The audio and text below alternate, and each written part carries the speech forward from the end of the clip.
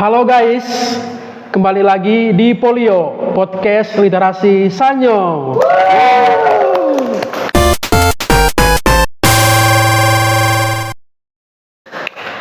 Kali ini kita kedatangan bintang tamu dari kelas 12 IPS yang baru-baru ini hatinya riang gembira. Nah, kenapa begitu? Nanti kita tahu alasannya kenapa ya. Mungkin bisa diperkenalkan namanya dulu. Nama aku Peter, pasti udah pada kenal kan ya. Aku dari kelas 12 PS. Ya. Peter, kan baru-baru ini kamu mendapat hadiah tadi saya bilang. Ya, Hadiah apa itu? hadiah itu berupa kelulusan SNBP. SNBP. Oke, baik. Bagaimana perasaanmu pada saat pertama kali melihat pengumuman SNBP di website? Tolong diceritakan. Senang, sedih, atau mengharukan? Lebih ke ini sih, nggak percaya. Kenapa nggak percaya? Karena itu kan saya sempat awalnya saya buka itu, pas saya lihat saya ngerasanya ini bener nggak sih, ini gue lulus nih gitu. Terus ngecek lagi kedua kalinya sama biru, cek lagi ketiga kali biru, oh berarti bener nih. Jadi buat ngecek itu ini bener nggak sih nih, sampai saking nggak percayanya gitu kan. Terus itu kan yang akhirnya yang ketiga kalinya baru di share yang di grup itu kan Pak. Di share di grup itu akhirnya mulai percaya nih, karena kan takutnya nanti udah di share ke grup ini pas dibuka ntar tiba-tiba lagi nge-lag apa gimana, tahu-taunya nggak lulus gitu. Jadinya kan kayak hoax ya gitu. Oh gitu. Lebih ke nggak percaya sih, tapi dalam hati ya seneng juga sih karena lolos. Oh gitu. Nah, kan kamu tadi awal-awalnya nggak percaya. Setelah benar-benar percaya, perasaanmu kayak gimana? Ya ini sih kayak seneng juga karena kan ini kan buka kayak pilihan apa ya istilahnya itu, aku pilih kampusnya yang agak tinggi gitu, kayak di tier yang A gitu. Terus fakultas pilihan jurusannya juga bukan yang yang biasa banget gitu, jadi kayak di tengah-tengah. Jadi ya seneng sih. Nyangka nggak bakalan lolos? Sebenarnya nyangka sih. Kenapa nyangka? Karena rata-rata nilaimu ya? Karena rata-rata nilainya ya pede lah kalau untuk jurusan yang yang membutuhkan rata-rata nilai segitu gitu.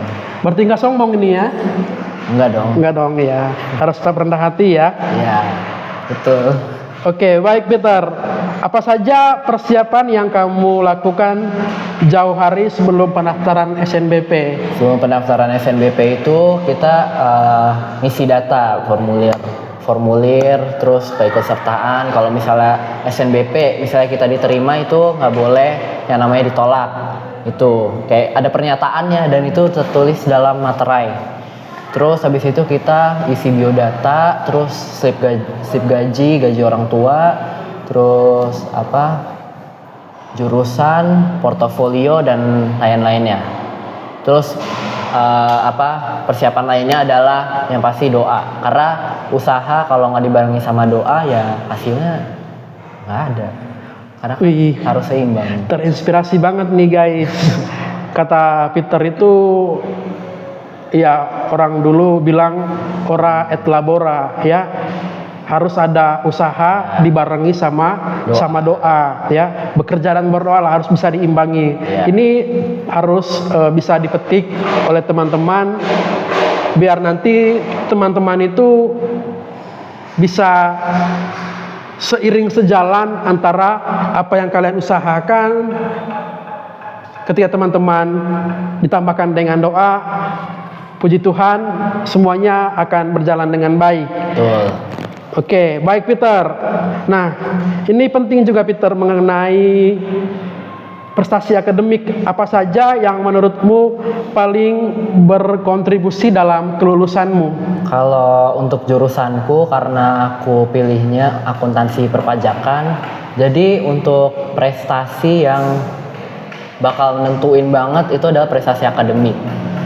Terus untuk prestasi akademik itu terdiri dari nilai rapot dari semester 1 sampai semester 5. Itu udah termasuk semua pelajaran, dan itu juga ada yang namanya mapel pendukung. Jadi tergantung jurusan kalian apa. Kalau jurusan aku kan akuntansi perpajakan, berarti untuk nilai mapel pendukungnya itu adalah ekonomi.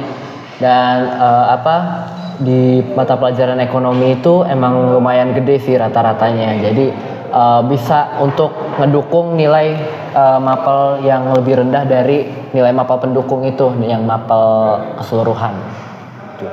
Berarti kamu lihat betul proses pemilihan jurusan. Ya, karena itu kan kalau nggak salah aku kan ikut yang di Cakung juga. Itu benar-benar dikasih tahu step by stepnya kita harus pilih apa, dan nilai-nilainya itu akumulasinya itu kayak gimana gitu. Itu benar-benar diliatin sih. Apalagi itu diliatinnya itu lewat Zoom ya. Yang dimana kita itu dilihat presentasinya itu, oh nilainya untuk akumulasi nilainya tuh segini gitu. Jadi yang udah pasti masuk di data yang akan dikirimkan ke SNBP itu ya segini gitu. Jadi transparan lah. Oke, baik, terima kasih. Terus Peter, bagaimana cara kamu memilih program studi dan universitas yang tepat untuk jalur SNBP? Apakah ada pertimbangan tertentu sehingga kamu memilih kampus Unpad ataupun kampus-kampus lain yang kamu pilih? Cara memilihnya kayak gimana? Mungkin bisa diceritakan juga. Kalau untuk cara memilihnya, kalian bisa lihat di Google, search aja rata-rata SNBP, terus kuliah yang nama universitas yang kalian pengen tuju gitu, dan tahunnya itu tahun yang sekarang.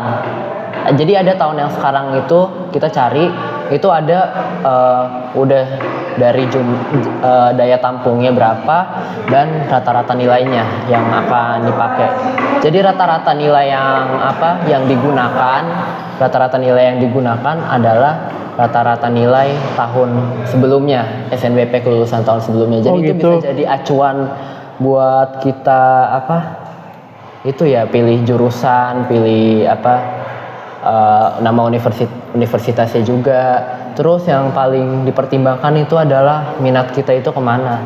Kalau minatnya kalian di IPA, mungkin bisa pilih ya kayak teknik sipil atau matematika atau kimia, biologi gitu. Kalau untuk IPS mungkin bisa jadi ilmu politik, terus ekonomi dan lain-lain. Hubungan internasional gitu. Jadi harus sesuai sama minat kita. Jangan pilih yang ya udah yang penting gue masuk SNBP gitu. Jangan kayak gitu, karena nanti kalian bakal kesusahan pas ngejalaninnya.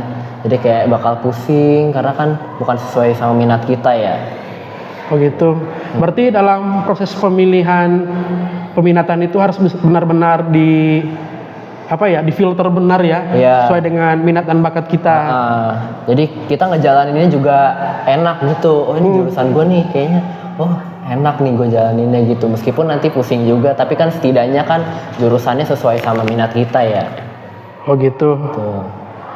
Lalu bagaimana peran guru bimbingan konseling dalam hal ini membantu Peter untuk mempersiapkan SNBP?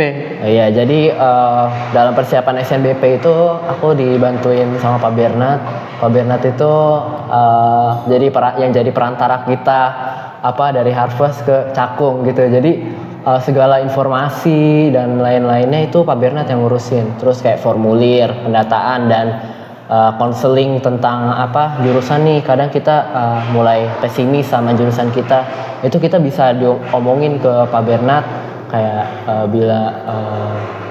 bilang saya ini nih karena kan pas saya lihat rata-ratanya segini, itu bisa diomongin, jadi nanti bisa sambil dikasih solusinya juga gitu. Jadi peran guru BK itu ya sangat membantu lah. Kayak mantep Pak. Oh gitu. Berarti kontribusi guru BK itu sangat penting ya dalam pemilihan atau penentuan jurusan juga. Tapi tidak kalah penting juga dari teman-teman sendiri. Iya, betul. Kita juga harus mempertimbangkan pilihan kita ya. Jadi mungkin kita dapat saran nih dari guru BK, tapi juga harus pertimbangin kitanya itu juga pilihannya kayak gimana gitu. Jadi diseimbangin aja, jadi ketemu jalan yang jalan keluarnya gitu. Oh gitu. Oke, baik. Peter, apakah dirimu mengikuti bimbingan belajar khusus untuk SNBP atau belajar mandiri? Mungkin bisa diceritakan? Kalau aku sih lebih ke belajar mandiri ya, karena kan di situ kan aku mulai di kelas 12 itu udah mulai fokus buat kejar target atau nilai yang pengen aku dapet gitu. Jadi kan karena SNBP itu kan sistemnya berbasis prestasi atau nilai rapot, jadi lebih diuntungkan untuk belajar mandiri. Kalau untuk bimbingan belajar sebenarnya fine aja sih, karena tapi karena aku lebih udah ini aja deh, fokus belajar aja. Tapi kalian yang mau bimbingan juga nggak apa-apa kok. Tapi kalau saran aku sih, kalau untuk bimbingan itu mending untuk SNBT, karena menurut aku kalau bimbingan untuk SNBT itu lebih terjamin, dia udah masuk materinya itu kayak PU, PKPM, terus PBI, LBI, semuanya yang berurusan dengan SNBT itu pasti kita dikasih tahu, dan kita pasti udah dikasih petunjuk gitu. Gitu. Kayak kamu nih targetnya segini, kamu bisa nih masuk di kampus ini, univ ini, karena udah terjamin ya. Karena kan bayarnya lumayan mahal ya itu kalau dengan belajar SNBT gitu. Berarti harus sesuai dengan passing grade kita lah ya. Jangan passing grade-nya 600 kamu pilih kampusnya yang di atas itu. Nggak boleh loh teman-teman. Jadi kalau untuk bimbingan belajar aku lebih saranin ke SNBT. Kalau misalnya nilai rapot kalian itu kurang maksimal, atau kalian nggak pede untuk nilai rapot kalian di SNBP. Oke, baik Peter, terima kasih ya. Kemudian bagaimana membagi waktu untuk bisa terapkan belajar mandiri fokusnya? Kan di sekolah itu kan ada ekstrakurikuler juga kan? Bagaimana membagi waktu untuk persiapan SNBP dan dengan ekstrakurikuler? Lebih ke manajemen sih, gimana? Oh, manajemen waktu berarti. Iya. Kalau manajemen waktu itu tergantung kita itu belajarnya itu dalam suasana apa gitu. Misalnya kalau aku kan sukanya tuh kalau belajar suasananya malam. Jadi waktu yang aku pakai buat siang itu buat isi, kan misalnya kita pulang sekolah atau pulang ekstrakurikuler kan saya capek ya gitu. Terus kalau capek itu misalnya aku waktunya itu aku bagi dulu, siang setelah pulang sekolah itu aku pakai buat istirahat seperti tidur, makan dan lain-lain.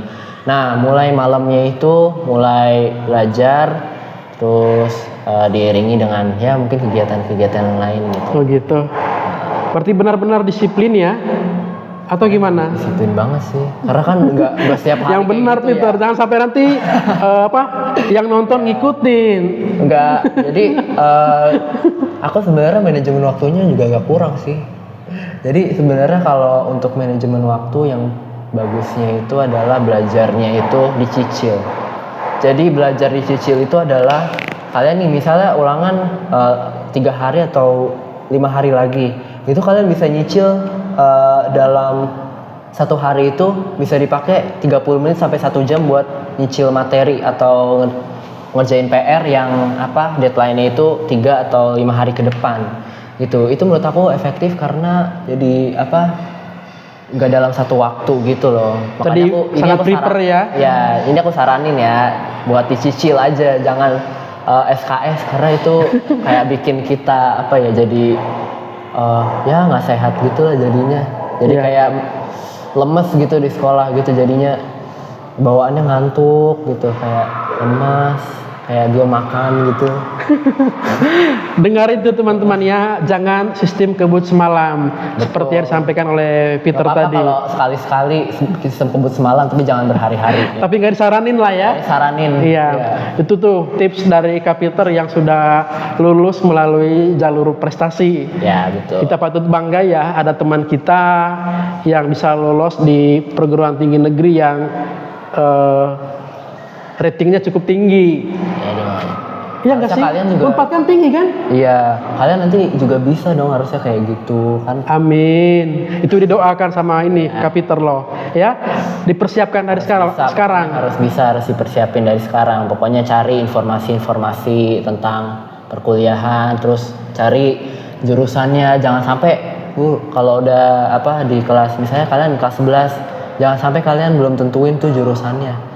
Meskipun kayak jurusannya itu masih samar-samar, yang penting udah ada gitu minatnya kalian. Jangan sampai di kelas 11 tuh masih belum ada apa-apa gitu, belum ada pikiran nanti kalian masuk apa di kuliah gitu. Oh gitu. Kemudian yang berikutnya Kak Peter, Ya.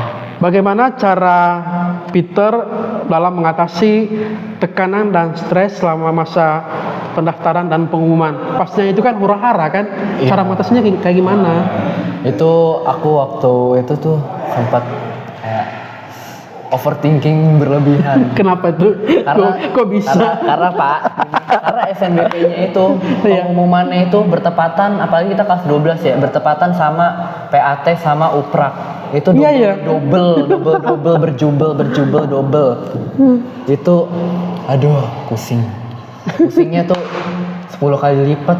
Karena pusingnya nih, kita harus siapin PAT, terus praktek, terus overthinking. Ntar gimana nih kalau gua misalnya SNBP kagak lulus nih? Nih gua SNBT juga belajarnya bentrok sama US. Iya. Hah? Pas lihat, aduh deh. Udah pusingnya 10 kali lipat dah. Terus kayak pas tahu 18 Maret tuh ya udah mulai lega lah, meskipun ya berkurang 2 kali lipat, paling juga 2 kali lipat atau 5 kali lipat berkurangnya, tapi setidaknya berkurang gitu ya. Iya benar sih, tapi kalau menurut saya lihat Peter secara pribadi itu kayak lebih tenang ya, nggak kayak teman-teman yang lainnya. Di dalamnya nggak tenang ya? Oh gitu. Dalam hati nggak gerusak-gerusuk. Tapi lebih tenang lah ketimbang teman-teman yang lainnya. Karena ada tuh temanmu kemarin sampai nggak unggah apa itu si Alex tuh. Iya, Alex itu sempat nggak. Persoalannya apa itu Alex? Alex itu dia lupa kalau finalisasi. Oh finalisasi, lupa. Ya itu teman-teman salah satu faktor Itu kelalaian. Kelalaian itu jangan sampai lalai tuh. Kayak lag. Makanya semangat ya SNBT-nya lag. Itu tuh dengerin ya, semangat SNBT-nya ya, atau UTBK ya. Iya. Udah nggak apa-apa lah SNBT aja. Yakin lu bisa. Baik. Berikutnya, apakah ada sumber informasi online yang sangat membantu dalam persiapan SNBT-mu? Diceritakan dong. Kalau sumber atau informasi online itu aku kayak sempat lihat-lihat IG Universitas Pajajaran, terus kayak IG BEM-nya, terus berarti sosial media kampusnya ya? Kampusnya, iya. Itu kita lihat-lihat itu ada informasi apa aja, itu kita lihat apakah ada informasi yang dapat membantu kita dalam SNBP. Terus selain dari media sosial itu juga ada website namanya https SNPMB, pokoknya portal SNPMB. Nah di portal itu isinya adalah peminat dan daya tampung. Jadi jumlah peminat dan daya tampung itu sangat menentukan kita untuk memilih jurusan dan universitas yang akan kita pilih.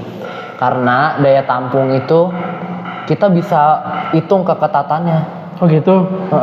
Jadi ngitung keketatan itu caranya gimana itu? Caranya itu daya tampung. Jadi daya tampung di tahun sekarang itu dibagi sama jumlah peminat di tahun sebelumnya, baru dikali 100%. Nah kebetulan aku dapat keketatan itu 5,5%, dan which is itu keketatannya lumayan besar ya kalau untuk angka 5,5%. Kalau untuk keketatan yang cenderung kecil itu mungkin bisa di angka 8% sampai 20%. Itu keketatan yang cukup kecil. Jadi itu bisa jadi acuan kalian buat pilih jurusan atau universitas yang pengen kalian tuju, tapi pakai yang realistis gitu ya. Nah, itu tuh benar. Jangan sampai apa ya? Boleh sebenarnya kalian itu idealis gitu. Enggak juga sih. Tapi harus dibarengi dengan harus usahanya. dibarengi dengan usaha, terus apa sih namanya tuh? Apa sih kalau bahasanya ngaca itu apa, Pak? Harus bisa bercermin lah. Iya, bercermin gitu, kayak nilai rapot gue segini tapi kalau mau ambil yang gede agak gimana ya, nggak apa-apa sih, tapi Ya. kalau kalian apa tiba-tiba nggak terima harus siap mental gitu ya. Iya. Sial mental nggak diterima maksudnya ya. Iya. Ya kan nilainya segitu, Heeh. pengennya yang tinggi banget, nggak boleh. Itu kalian nggak apa-apa, cuma nanti kalau nggak siap mental gimana? Iya, jatuhnya Nih. terperosok Nangis-nangis, nanti nangis-nangis gimana? Iya, terperosok ya. Lalu pertanyaan yang berikutnya, apa hal yang paling kamu syukuri dari pengalaman mengikuti jalur SNBP? Lebih ke proses belajarnya sih. Karena proses belajarnya apalagi kan itu dari kelas 10, kelas 11, kelas 12, itu kan panjang ya, dan itu menguras waktu, tenaga, mental, pikiran, semuanya itu dikuras. Jadi bersyukurnya itu di situ, karena apa yang telah apa sih kayak apa sih istilahnya apa ya gitu, lupa. Pokoknya usahanya itu tidak mengkhianati hasil gitu. Oh gitu. Oke, baik. Berikutnya, apa ekspektasimu terhadap program studi dan univ yang kamu pilih melalui SNBP? Maksudnya dalam jangka panjang ke depannya itu apa ekspektasimu setelah kamu masuk dalam perguruan tingginya? Iya, mungkin bisa dapat pekerjaan kali ya, karena kan aku udah mempertimbangkan banget nih jurusannya, akuntansi perpajakan kan. Itu pas yang aku lihat-lihat itu banyak pelamar yang lulusannya itu akuntansi. Jadi akuntansi itu sangat dibutuhkan di dunia kerja. Jadi pas aku lihat di situ, harapanku sih bisa setelah lulus nanti mungkin bisa dapat promosi ke S2. Aku sih nggak tahu ya mau S2 apa enggak, masih dipikirin sih sebenarnya mau S2 apa enggak. Nah, misalnya nanti kan kamu nilainya bagus misalnya, ditawar jadi dosen di Unpad, mau nggak? Itu dipertimbangin dulu sih sebenarnya, antara mau dan nggak maunya sih. Masa sih enggak? Karena Enggak dong, enggak dipertimbangkan lagi. Gaji di Unpad itu gede. ya nanti bisa dibicarakan lah itu. Asik. Udah sombong nih ya, teman-teman. Catat tuh ya, dia mau jadi dosen di Unpad, teman-teman. Oke, berikutnya, apa saranmu untuk adik-adik kelas yang mau mengikuti jalur SNBP sepertimu? Oke, untuk saran aku sih jangan banyak-banyakin overthinking. Apalagi overthinkingnya itu bukan tentang pelajaran, tapi tentang hal yang lain. Boleh sih overthinking, tapi harus dikontrol gitu. Kalau kita overthinking terus-terusan, terus gak fokus belajar, kan jadinya nilainya nggak maksimal gitu. Terus yang paling penting itu konsisten sih. Konsisten itu dalam artian tuh nilainya tuh harus udah tinggi terus, atau enggak pas sama. Jadi misalnya nilai 90, harus 90 terus, 90. Jangan tiba-tiba dari 90 ke 88 atau 87. Itu turun namanya. Berarti harus konsisten ataupun naik ya. Konsisten ataupun naik gitu. Karena itu kan berpengaruh ya. Itu sebenarnya itu konsisten itu berpengaruh di pemilihan nanti. Jadi nanti tuh orang SNBP itu mungkin ngelihat kita itu belajarnya itu naik apa turun. Kalau turun sih biasanya tuh kurang dilihat ya, kalau menurut aku ya, karena temen aku udah beberapa pengalaman ngelihat temen aku yang di Cakung juga, itu nilainya ada yang turun, tapi dia sebenarnya rata-ratanya tinggi, cuman karena nilainya turun, ada yang turun, jadi dia nggak bisa. Ya bisa. Oh jadi gitu. kayak nggak lolos gitu. Jadi itu yang perlu dipertimbangkan. Boleh konsisten atau naik tapi nggak boleh turun. Nggak boleh turun ya. Oke, baik Kak Peter. Pertanyaan berikutnya, kan adik-adik ini banyak pemahamannya yang salah atau mungkin belum mengerti. Nanti Kak Peter jelasin nilai yang diambil untuk SNBP itu dari semester berapa sih? Soalnya ada anak-anak yang bilang ya cuma semester 5 gitu. Atau itu diambil dari berapa semester nilainya? Biar nanti teman-teman yang dengerin ini kelas 10, 11 ataupun yang lainnya bisa tahu informasi ini. Silakan dijelasin. Kalau untuk aku, karena aku kan nggak tahu ya, ini kan karena mereka kurikulum merdeka, jadi kurang tahu kalau sistem nilainya itu gimana, mungkin berbeda ya. Kalau untuk kurikulum 2013 ini tuh diambilnya nilainya dari rapot keseluruhan semester 1 sampai semester 5 itu diambil nilai pengetahuan dan keterampilan. Jadi nilai pengetahuan dan keterampilan itu digabungkan dibagi dua. Nah, itu siapnya itu hasil gabungannya itu, dan setelah dibagi duanya itu akhirnya dijumlahin terus dibagi sama keseluruhan nilai rata-rata. Dan aku karena aku juga IPS, jadi yang diambil itu semua mata pelajaran kecuali sejarah Indonesia, kimia, dan biologi. Kalau untuk IPA itu yang nggak diambil itu hanya kalau nggak salah itu sejarah Indonesia deh. Tapi semuanya diambil. Kalau nggak salah kalau IPA itu sejarah Indonesia deh. Itu tuh teman-teman, dengerin baik-baik ya. Kalau untuk kurikulum merdeka sih saya kurang tahu ya, apakah dia hanya diambil dari kelas 11 sampai kelas 12. Karena setahu saya itu dia mulai ada yang namanya TKA. Nah, itu nanti tahun mendatang. Kita nggak tahu perubahannya ya. Tapi mudah-mudahan dibarengi juga sama SNBP ya. Jadi kalian maksudnya nggak sia-sia lah belajar gitu. Iya, seperti itu ya teman-teman. Ya, tapi yang penting tetap jaga konsisten dari semester 1 sampai dengan semester 5 ya. Untuk teman-teman yang punya mimpi ikut jalur SNBP ya, belajar, persiapin diri baik-baik ya. Jangan anggap enteng. Apalagi kalian milihnya yang top A, jurusannya juga top A. Nah, itu lebih parah lagi. Kayak mau ambil dokter gitu ya, itu kan top A itu ya. Apalagi dokter, kalian ambil itu tuh harus parah, itu harus banget. Benar. Kemudian yang berikutnya Peter, apa nasihat penting kepada dirimu sendiri sebelum masuk dalam lingkaran kampus? Lingkaran kampus apa SNBP nih? Kan udah itu lulus kan? Nasihat untuk dirimu sendiri lah ketika nanti kamu masuk dalam sistem di kampus. Sistem di kampus, pokoknya jangan cari masalah ke dosen. Oh gitu. Selain itu apa lagi? Jangan cari gara-gara. Jangan cari kegaduhan. Pokoknya fokus belajar, terus biar bisa dapetin IPK yang tinggi lah istilahnya. Nah, itu tuh penting tuh. Nah, bagaimana menjaga konsisten nilaimu yang di SMA kan ya kita tahu ya Peter itu ya di atas rata-rata lah dikit. Nah, menjaga konsisten itu gimana caranya nanti ketika kamu masuk di dunia kampus? Kalau masuk dunia kampus aku belum meraba-raba sih sebelumnya. Ya, seandainya gimana konsisten ya Pak? Iya. Kalau untuk konsisten sih ya mungkin lebih ke jaga pergaulan. Pergaulan di kampus itu lumayan ini ya Pak. Kalau Bapak kan waktu itu pernah kan di kampus itu kayak pergaulannya. Iya. Pergaulannya itu kalau di sekolah kan masih bisa istilahnya bisa masih diawasi. Masih diawasi. Kalau kita di kampus kan, misalnya kita di kampus yang jauh dari orang tua atau dari rumah, itu kan gak ada yang ngawasin. Terus kalau kita misalnya di sono terus nggak bisa kontrol pergaulan, terus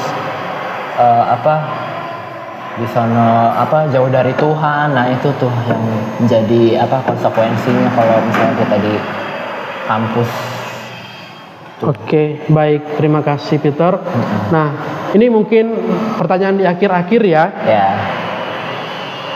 Selain nilai akademik, seberapa besar pengaruh kegiatan organisasi atau kepanitiaan dalam kegiatan di sekolah terhadap SNBP? Oh iya, kalau untuk SNBP itu kita juga bisa apply namanya portofolio OSIS. Nah, portofolio itu penting itu ya. Portofolio OSIS itu tapi untuk yang ketua sama wakil doang kalau nggak salah ya. Oh Ketua, gitu. wakil, sekretaris, bendahara kalau nggak salah ya. Kalau Berarti untuk anggota yang lain, kalau untuk kayak anggota mungkin aku kurang tahu ya. Tapi yang aku tahu itu ketua, wakil, sekre sama bendahara. Dan itu nggak terlalu diperhitungkan. Jadi yang dilihat itu adalah keikutsertaan kita. Misalnya nih ada lomba debat ketua OSIS, kita menang, itu bisa jadi pendukung nilai mapelnya. Jadi kalau Itu dibuktikan dengan apa? Sertifikat? Sertifikat. Oh gitu. Jadi kalau untuk karena aku ini jujur ya, aku nggak apply sertifikat OSIS sama sekali, Kenapa baik enggak? wakil atau ketua.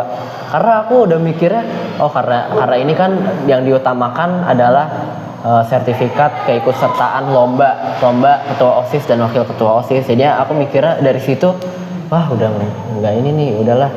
Tapi aku ada upload portofolio lain yang kayak akademik gitu. Jadi aku sempat ikut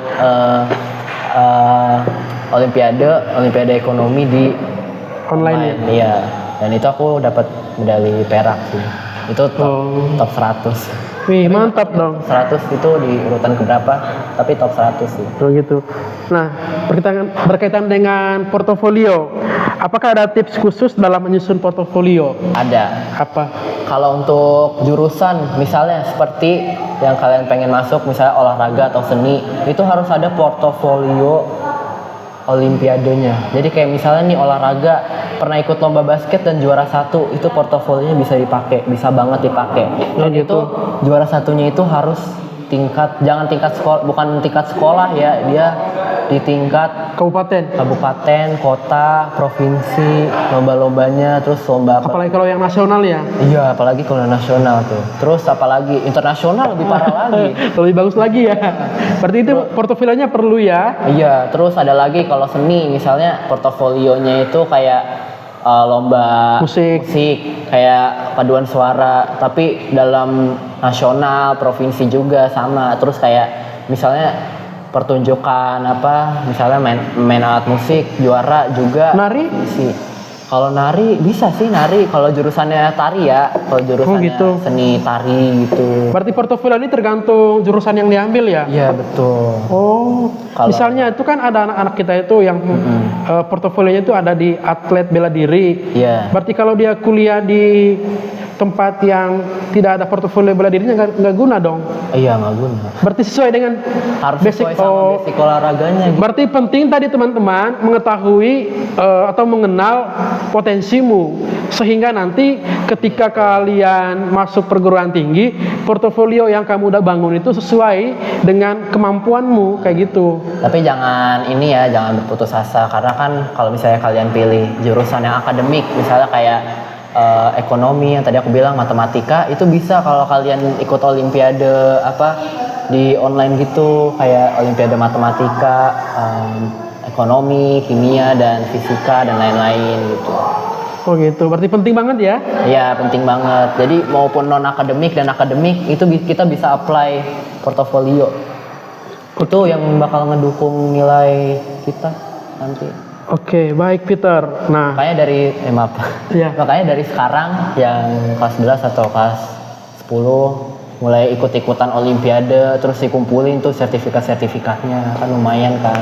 Apalagi kalau juara. Meskipun online ya? Iya, meskipun online. Tapi lembaganya harus yang terdaftar ya teman-teman ya. Terdaftar. Jangan sampai lembaganya yang abal-abal. Abal-abal gitu. Iya benar sih. Terus lebih baik tuh cari yang pemerintah, yang diselenggarakan pemerintah, itu yang efektif sih menurut aku. Oke, baik. Pertanyaan berikutnya, apa yang kamu mau ungkapkan kepada orang tua? Tentunya kan orang tua itu support system ya. Ya. Apa yang kamu mau ungkapkan kepada orang tua?